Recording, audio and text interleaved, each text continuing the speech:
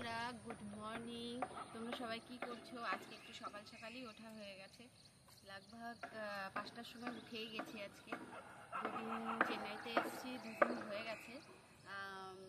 তাহলে যাই, আজকে একটু হাঁটাচলা করে আসি। তো হাঁটাচলা তো ধরো প্রতিদিন হয় না। তোমাদেরকে জায়গাটা দেখাই যেখানে আমি হাঁটতে এসেছি। দেখাও জায়গাটা একটু।